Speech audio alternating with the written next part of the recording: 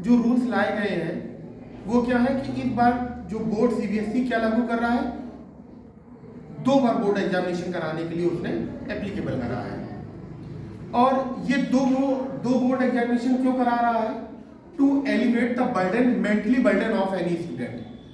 कभी कभी क्या हो जाता था कि मान लीजिए कोई बच्चा है जिसके परिवार में कोई कैजुअलिटी हो गई, सपोज डेट उसकी तबीयत खराब हो गई या किसी पारिवारिक या अपनी उसकी मेंटली हेल्थ की वजह से वो पेपर देने को अपना 100% नहीं दे पा रहा है।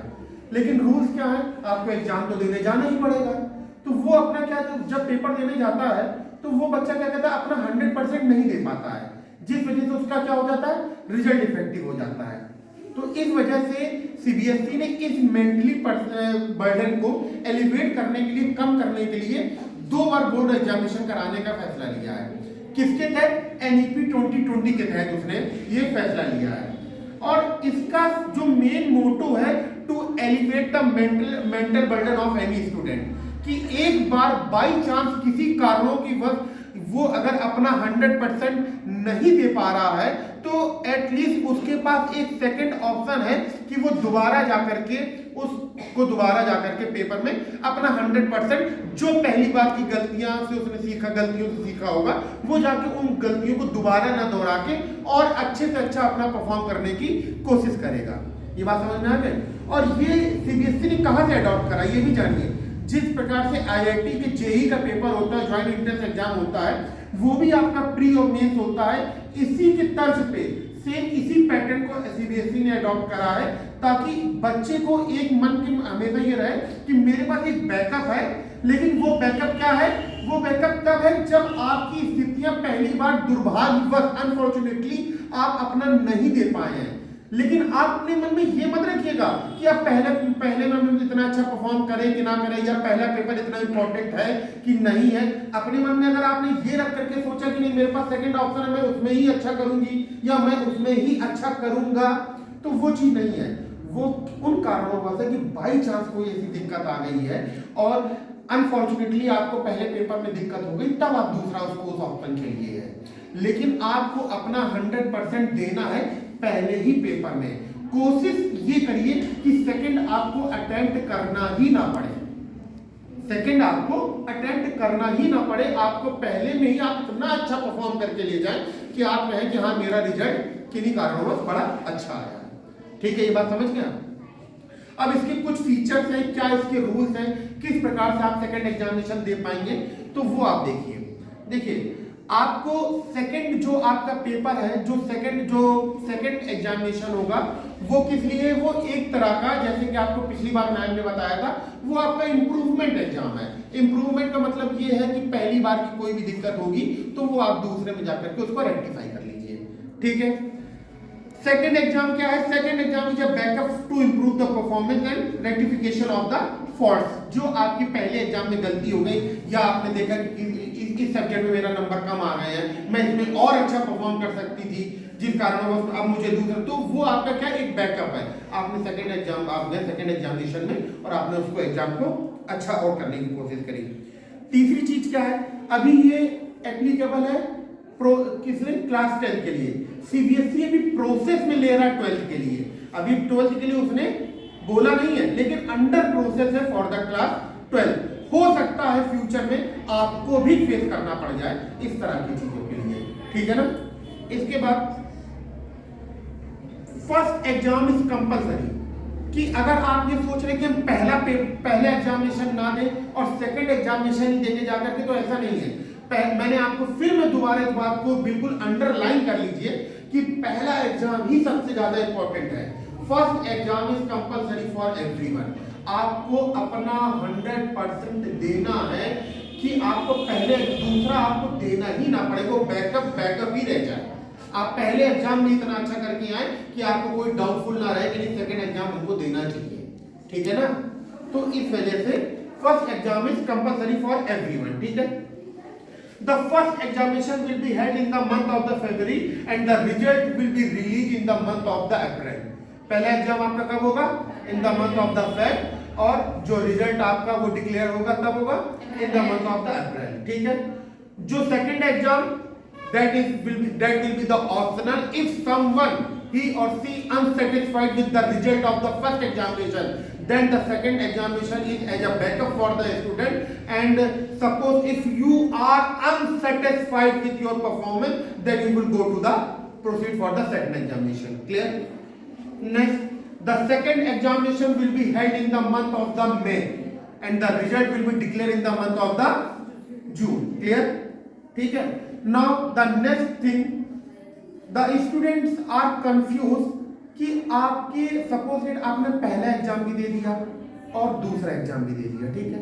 अब आप सोच रहे होंगे, कभी कभी हो जाता है कि आप दूसरा अटेम्प्ट देने भी गए और वो खुदा ना खास्ता वो पहले से भी खराब हो गया.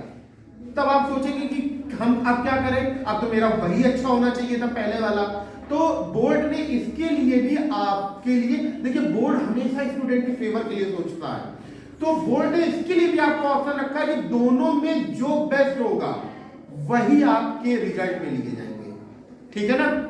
कि बाई चांस पहले एग्जाम में आपके फॉर एग्जांपल 60 मार्क्स हैं और सेकंड में आपके 50 हो गए हैं, तो बोर्ड आपका 60 ही लेगा जो आपके दोनों में बेस्ट होंगे. ठीक है, ये बात समझ में आई. ठीक है. इसके बाद अगर if you talk about the syllabus कि सर पहले एग्जाम में सिलेबस क्या होगा, सेकेंड एग्जामिनेशन में सिलेबस क्या होगा, तो there will be no change in the syllabus of examination. आपके सिलेबस में कोई भी चेंजमेंट नहीं होगा. The syllabus is as usual for the first examination and as it is it will be same for the second examination. ठीक है ना. जो सिलेबस आपका पहले एग्जामिनेशन का होगा वही सेकेंड एग्जामिनेशन में भी होगा. ठीक है. अब इसके बाद बात आती है इंटरनल असेसमेंट की. इंटरनल, देखिए बोर्ड ने इंटरनल असेसमेंट का भी आपका जो पेन है, जो बर्डन, उसको भी कम कर दिया. Internal assessment will be take place only one time. Internal assessment भी आपका सिर्फ एक ही बार होगा और वही मार्क्स आपके, चाहे आप सेकेंड एग्जामिनेशन भी दीजिए जाकर के, वही मार्क्स आपके कैरी कर लिए जाएंगे, वही पिकअप कर लिए जाएंगे. आपके इंटरनल असेसमेंट बार बार आपको कोई प्रैक्टिकल फाइल दोबारा नहीं बनानी पड़ेगी. ठीक है ना. आपको सिर्फ एक बार इंटरनल असेसमेंट भी आपको एक ही बार देना होगा. ठीक है. ये पीडीएफ जो है वो आपके साथ शेयर कर दी जाएगी जिसमें all the general condition are mention over here and all the scheme and special category all the mention over here. Conducted of internal all these rules will be mentioned over here. आपको क्या internal examination, schedule of examination सब आपका जो है ये PDF मैं आपके साथ शेयर कर दूंगा, जिससे आपको suppose that in case of any doubt you can cross check over here. Clear. इसके बाद रजिस्ट्रेशन जो आपका होगा, जो ऑप्शन पिकअप टाइप होगा वो आपका स्कूल से कर लिया जाएगा. वो भी आपके लिए कुछ नहीं, वो स्कूल का एडमिनिस्ट्रेशन का काम है, वो हो जाएगा. ठीक है.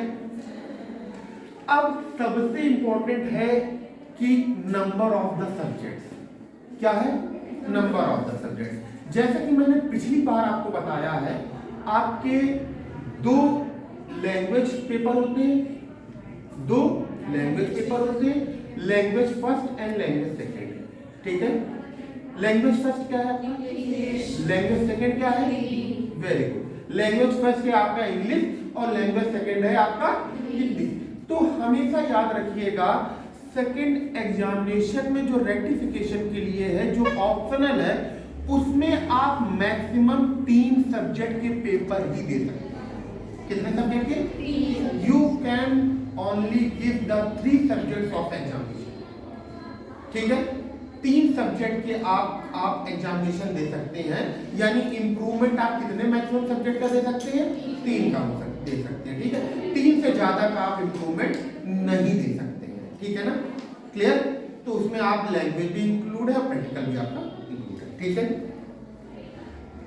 बाई चांस अगर आप मान के चलिए पहले पेपर में, फर्स्ट एग्जामिनेशन में आप किन्हीं 3 या 3 से ज्यादा 3 और मोर देन 3 पेपर्स में आप एब्सेंट हैं और मे बी आप फेल हो गए. ठीक है. इफ यू आर फेल्ड और एब्सेंट इन 3 और more than 3 subject, then you are not eligible for the second examination. Am I clear? कि अगर आप 3 सब्जेक्ट या 3 से ज्यादा में फेल हैं और या आप नहीं दे पाए हैं तो आप सेकंड एग्जामिनेशन के लिए एलिजिबल नहीं है।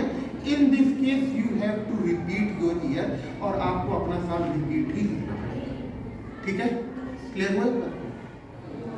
इसके बाद अगर हम बात करते हैं सब्जेक्ट के एड ऑन की, कि अगर आप सोचिए कि पहले में मैंने ये कर दिया, मैंने एग्जामिनेशन दे दिया इन सब्जेक्ट के साथ, और कोई मैं सेकंड एग्जामिनेशन में इस सब्जेक्ट को हटा के दूसरा सब्जेक्ट ऐड करा लूं, तो सब्जेक्ट का एड ऑन नहीं हो सकता है। जो सब्जेक्ट आपके रजिस्ट्रेशन के समय सिलेक्ट कर लिए गए थे, वही सब्जेक्ट आपके पहले एग्जामिनेशन में भी होंगे और वही सब्जेक्ट आपके सेकंड एग्जामिनेशन में भी होंगे। ठीक है ना, इतनी बात समझ में आई आपको? ठीक है, तो इस तरह से हम लोगों को फर्स्ट एग्जामिनेशन, जो 2 बोर्ड एग्जामिनेशन सीबीएसई करा रहा है, उसमें क्या डिफरेंशिएट है, क्या किस तरह से मैनेज करना है, क्या स्ट्रेटेजीज है, क्या सीबीएसई ने फॉलो करा, ये हमको जानना बहुत जरूरी है। ठीक है, और सबसे लास्ट